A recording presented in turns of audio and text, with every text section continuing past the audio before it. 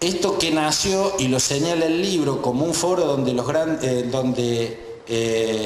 un foro destinado a fortalecer las relaciones entre Europa Occidental y los Estados Unidos en plena Guerra Fría, en realidad es un foro donde los grandes capitales debaten con las dirigencias políticas la economía y las políticas globales. Esa es la realidad. Pero esta también es una realidad natural. Yo creo que no hay situación humana en la que poderes sinárquicos no van a existir. Las sinarquías son eso, poderes fácticos que existen y que gravitan sobre el mundo. Bilderberg y otros sistemas sinárquicos, entre ellos, por ejemplo, la propia Iglesia Católica y sus brazos ocultos muchas veces, ¿no?, que ponen y sacan gente, que influyen sobre partidos y sobre todo sobre los jueces, sobre los fiscales, sobre los legisladores, para que se legisle de tal o cual modo, en base a los principios. Cosas que el ultraislamismo hace en los países musulmanes. Intentan que los códigos civiles sean reemplazados por la sharia, por la ley religiosa. Intentan que todo pecado sea delito.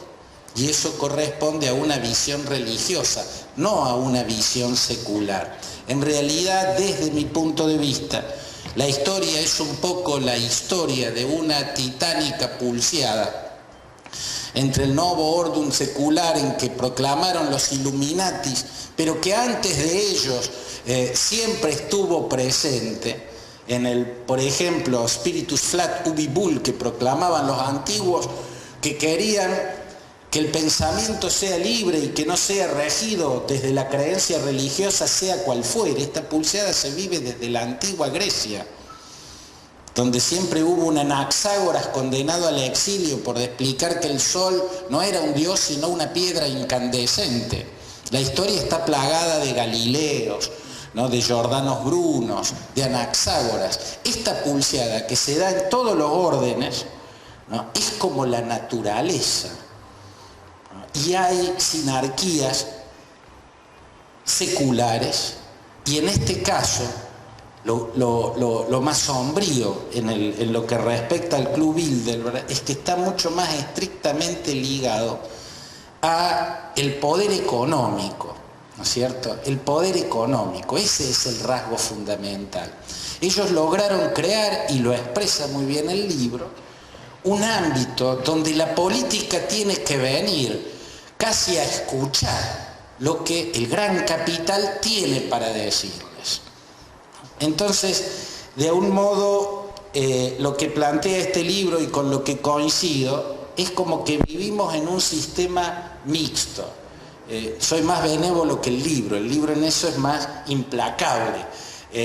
Habla de una oligarquía mundial que nos genera un simulacro de democracia que en realidad no existe. Creemos que elegimos personas, pero ya están elegidas por estos poderes, ¿no?, ocultos. Yo creo que hay una mixtura, así como Aristóteles en la antigüedad estaban los regímenes puros, los regímenes impuros y los regímenes mixtos. Por ejemplo, las aristodemocracias, que tenían elementos de la aristocracia, el gobierno de los mejores, y elementos de la democracia, el gobierno de la mayoría. Bueno, yo creo que el mundo de hoy tiene elementos de oligarquía y de democracia. Hay democracias locales, pero hay oligarquías mundiales. Y esas oligarquías mundiales a veces imponen más, a veces imponen menos, pero naturalmente van a tratar de imponer su propio diktat. Esto en términos generales, y no quiero ya invadirle el espacio a la propia autora.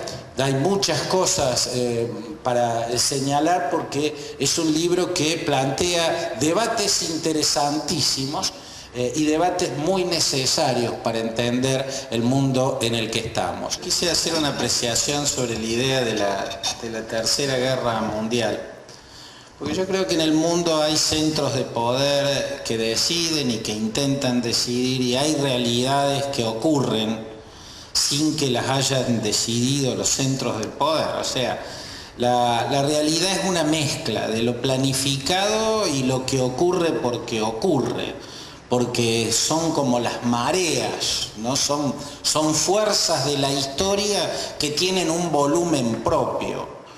En este sentido, yo creo que el tema de una tercera confrontación es una idea que yo creo que irrumpió apenas terminó la segunda. La primera y la segunda estuvieron estrechamente ligadas hasta el punto tal que fueron una suerte de una única guerra con un intervalo en el medio.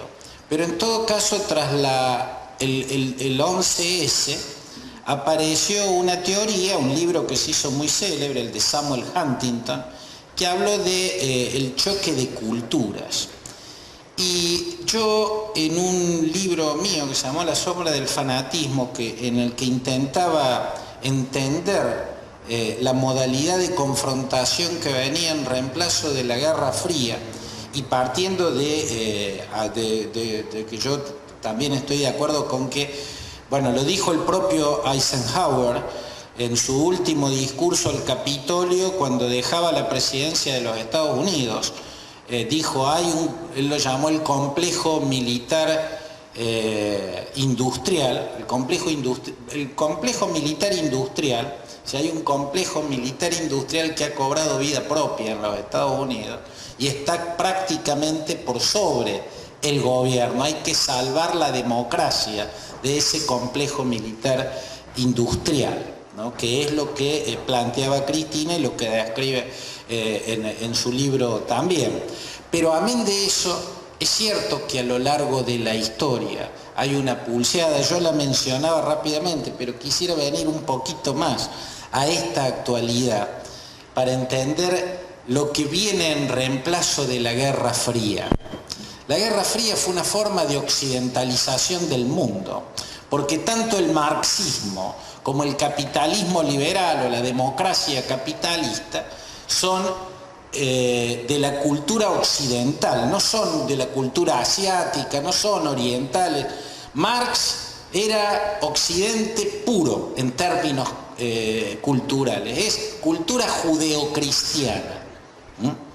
Eran distintas formas de interpretar los valores judeocristianos. El mundo quedó envuelto en esa pulseada occidental, por eso yo lo llamaba la occidentalización del mundo, porque donde uno se asomara, en África, en América Latina, en la península indochina o donde fuera, iba a encontrar en una trinchera un fusil Kalashnikov en manos de una guerrilla o de un régimen comunista, y en la otra trinchera un M-16 en manos de una milicia o de un régimen pro-norteamericano. El final de la Guerra Fría fue la desoccidentalización del mundo, porque el marxismo se retiró de la contienda. Entonces emergieron fuerzas ancestrales, que son como las que provocan los terremotos o los maremotos, ¿no? Cuando viene acumulándose una capa abajo de la otra y en un momento hace y arriba se produce el temblor y viene el tsunami y barre ciudades enteras. Bueno, hay fuerzas en la historia de esas características. Y en el caso del mundo islámico, el mundo islámico también estuvo en la lógica de la occidentalización. Entonces apareció Gamal Abdel Nasser en Egipto, Sukarno en Indonesia, Yasser Arafat al frente de la OLP, Saddam Hussein, que era baasista. El Baas es un partido fundado por un filósofo sirio cristiano llamado Michel Aflaq. Era una posición secular, porque los cristianos en Siria son minoría y las minorías religiosas siempre quieren regímenes seculares, no regímenes religiosos, ¿no? Entonces, todo el mundo musulmán quedó con regímenes de la ideología sukarnista o nacerista, que eran filomarxistas, eran formas socialistas, tenían elementos claramente occidentales. El nacerismo fue la occidentalización del mundo árabe.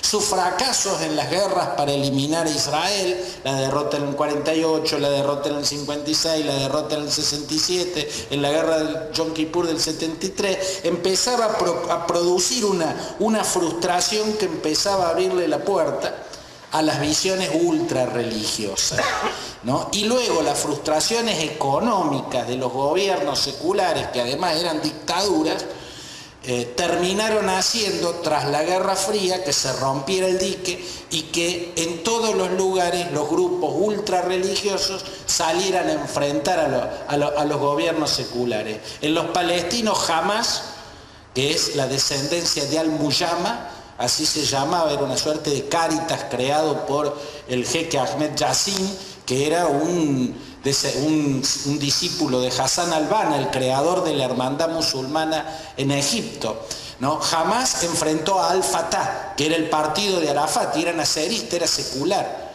Y en todos lados se vivió lo mismo. De algún modo lo que se está viendo, y las potencias occidentales siempre actuaron muy mal en esos casos, pero no quiere decir que la inventaron a esas guerras. Yo creo que la primavera árabe fue algo más vale absolutamente no planificado, no tenido en cuenta, fue como la disolución soviética. Después vinieron los errores. Para mí es un error haberse puesto a tratar de derribar a Bashar al-Assad. Yo hace mucho, y quienes me escuchen en Sarandí o me lean en la revista Noticias de la Argentina lo pueden ver, que sostenía que la prioridad es bajar a Bashar al-Assad. Es absurdo. Hay un tercer Reich que se llama ISIS, que está perpetrando un genocidio, que está eliminando etnias enteras. Los alauitas, los kurdos, los drusos, los árabes cristianos, los caldeos, los asirios, los siríacos, los chiitas fundamentalmente. Arabia Saudita ha puesto esa prioridad. Arabia Saudita, que es un país nefasto, es siniestro. Arabia Saudita, Qatar y Turquía. Y las potencias de Occidente, Europa y Estados Unidos cometieron el error de aceptar esa lógica equivocada. Rusia tuvo razón ahora cuando se metió. Se mete por intereses propios para salvar su base en Tartus, una base aeronaval. No es que sean buenos.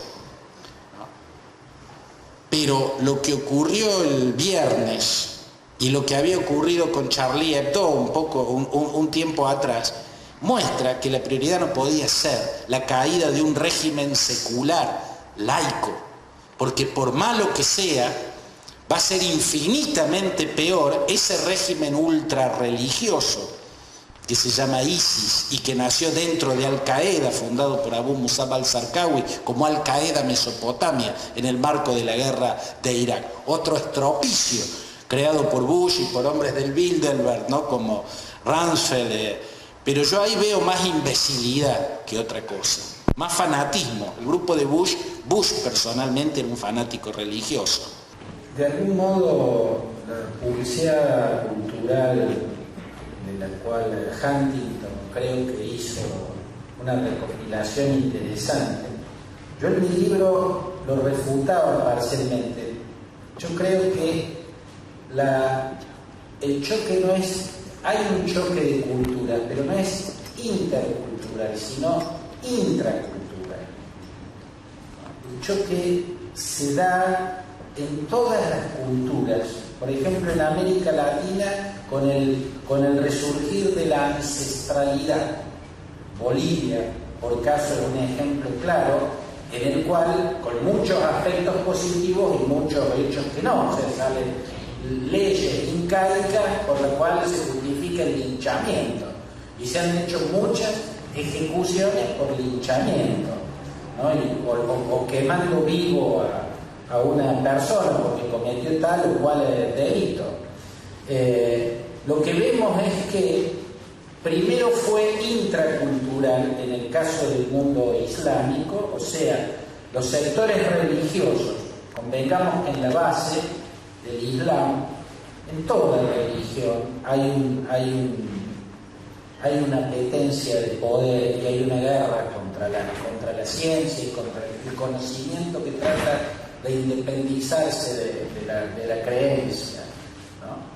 Eso es natural y desde siempre. No hay mitología que no tenga su Prometeo, ¿no? Su Ícaro, su mito en el cual, o su Adán y Eva, ¿no? El gran intento por conocer y el tremendo castigo, siempre desmesurado y brutal para que no osemos adentrarnos en territorios que no nos corresponden. Pero en particular el Islam, por el hecho de que su fundador, Mahoma, era profeta, pero era también militar, conquistó territorios, gobernó, murió gobernando, a su muerte dejó el poder, lo asumió su suegro y amigo Abu Bakr como primer califa. A su muerte vino el califa Omar, a la muerte de Omar vino el califa Othman, a la muerte de este vino el profeta Ali bin al-Talib, que era el primo y yerno de Mahoma, y ahí van a hacer el chiismo, ¿no? Y va a producirse la escisión, ¿no? De los chiitas y los sunitas. Pero lo que se ve es que primero fue un choque intracultural dentro del propio Islam, el ultraislamismo contra los laicos. Es decir, no puede, la ley tiene que ser la Sharia, que es la ley coránica. En una ley religiosa todo pecado es delito. Todo pecado es delito. En la ley civil, no. En una ley secular, no. Hay pecados que son delitos, matar, robar. Hay otros pecados que no son delitos. Mentir es delito si miento bajo juramento. Pero si yo les digo a ustedes que tengo una lancha formidable en el dique San Roque, y le estoy mintiendo, pero no me van a meter preso por eso. Seré un estúpido, mentiroso y nada más, no un delincuente. Entonces, ese choque intracultural siempre ha tenido manifestaciones, siempre hubo una apetencia de recuperar Andalucía, el al-Andaluz, ¿no? la España mora, que en aquella época, desde mi punto de vista, la España mora era mucho más avanzada y liberal y procientífica. Ahí estaba Averroes, ¿no? Y gracias a Averroes Occidente conoció a Aristóteles, ¿no? Mediante Alberto Magno y luego Santo Tomás, porque la otra España, la ultracatólica, la de los dos reyes fundamentalistas, es una España fundamentalista, una España nacida de la Biblia y de la Inquisición. Pero siempre hasta uno convive con cosas que tienen que ver con esos choques. Vamos a un bar a la mañana, tomamos un desayuno y nos comemos una media luna. Y la media luna tiene que ver con la eterna guerra entre el Islam y el afán de conquista. Cuando el ejército de los genízaros otomanos llegaron a la puerta de Viena, la sitiaron, pero no podían entrar. Entonces cavaron un túnel, ¿no? Para entrarles por abajo, como la operación Chavín de Guantánamo, en la que Fujimori recuperó la residencia del embajador japonés cuando lo habían ocupado los guerrilleros del grupo Tupac Amaru. Y los que lo escuchaban, porque trabajaban de noche, eran los panaderos, que en Viena son una celebridad, ¿no? Los que hacen tortas. Entonces, ellos fueron los que avisaron, por eso triunfó la resistencia de Viena, perdieron los genízaros del sultán, y el festejo fue hacer, los reposteros hacían la media luna, que es la media luna islámica, y se la comían, era el símbolo le ganamos a los musulmanes, era el siglo XVIII, ¿no? Perdón, XVII, miren toda la historia está cubierta de esas pulseadas. Hoy yo escuchaba a un comandante de ISIS que con una ignorancia increíble decía: vamos a recuperar al-Andalus, pero primero recuperaremos París. A París no la tuvieron nunca. Andalucía sí, pero París no la tuvieron nunca. Córdoba, la ciudad que yo vivo, viene de la Córdoba andaluza y es una palabra árabe. En ese sentido, ya no me acuerdo cuál era. Y la pregunta era ese choque de culturas, si esto no se da, yo creo que sí, un gran avance del Islam. Porque son millones y millones de mujeres llegando a Europa, ¿no? Lo que potencia ese choque de cultura. En este punto yo creo que hay que tener mucho cuidado con las cosas, mucho cuidado. Yo, por ejemplo, creo que una visión personal, y una de esas soy yo el equivocado. A mí me da la impresión de que en Estados Unidos en particular, a las teorías de que el calentamiento global está producido por el hombre, no las tuvieron siempre a su favor. Al contrario, la gran industria estaba en contra de esa visión. Y el Partido Republicano, con los Bush a la cabeza, siempre trataron de que no planteen, de que eso no se plantee. El debate era, no, si hay calentamiento global, en caso de que lo hubiere, es una era glacial, es una era, son cosas del planeta y de los tiempos, pero no tiene que ver el hombre, ¿no? Ahí, y claramente se lo ve en Estados Unidos. Incluso diría, a Obama le costó mucho, y gran parte de su plan de reconversión de la matriz energética chocaba contra la resistencia de los grupos de poder, con el apoyo del Partido Republicano, que tiende a responder más al gran capital que el Partido Demócrata. En Río 92 fue Estados Unidos el único que votó en contra de la agenda global. Por eso, ahí está el ejemplo. 92. Bueno, ahí está el ejemplo. Es al contrario, plantear, es un triunfo de este último tiempo, lograr que se entienda que el hombre, tal vez el hombre no sea la causa, pero sí el hombre puede corregir o atenuar algo que si no nos lleva puestos, nos va a llevar puestos a todos, ¿no? Entonces, respecto a la pregunta, la globalización en sí, la tecnología, el avance tecnológico, el avance de las comunicaciones, por un lado trae lo que yo llamo un proceso gigantesco de mediocrización.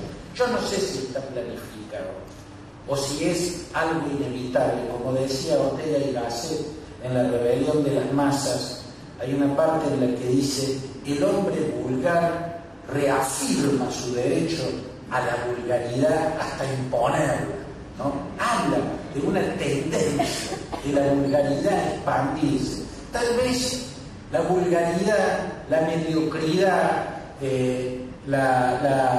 todo lo que es vulgar, vil, todo lo que es barato, ¿no? Lo que es poco profundo, tiene más fuerza, ¿no? En la masificación que todo lo que tiene más profundidad, que todo lo que responde más o enriquece más el pensamiento. Como fuere, el hecho de la globalización exacerba los nacionalismos, agarrarse.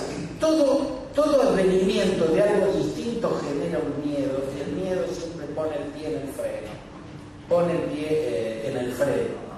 La cuestión, yo digo, es cómo conducir esos procesos, cómo no perder la soberanía que tenemos como persona en un mundo